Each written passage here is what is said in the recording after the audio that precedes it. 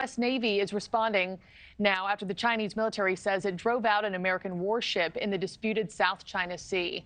Reuters reports the ship was on a routine freedom of navigation operation and had rights to be there per international law.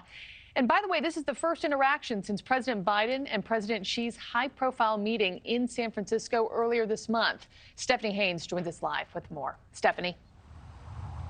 Hey, Markie, China is calling this a security risk creator, but the United States, as you said, is pointing to international law in this case, saying that they have the right to pass through this highly disputed territory. Now, a Chinese military official posted on social media over the weekend that it deployed its air and naval forces to, quote, track, monitor, and warn away an American destroyer, the USS Hopper.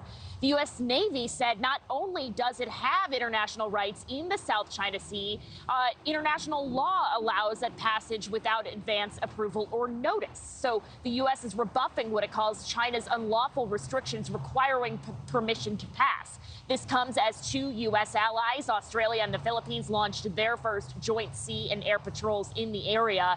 China has claimed nearly all of the South China Sea and attempts to control maritime rights there without any legal basis, essentially ignoring claims by the Philippines, Vietnam, Indonesia, and several other countries in the region.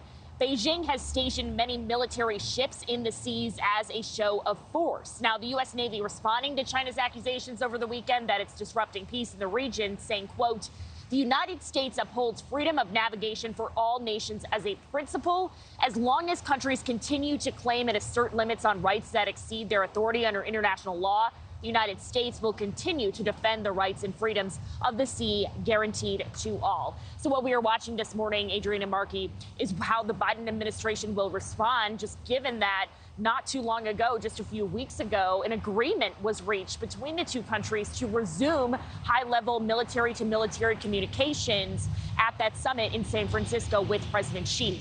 Adrienne. All right, Stephanie, our thanks to you for that report. Thank you for watching. Go to newsnationnow.com to find NewsNation on your television provider. And don't forget to click the red subscribe button below to get more of NewsNation's fact-driven, unbiased coverage.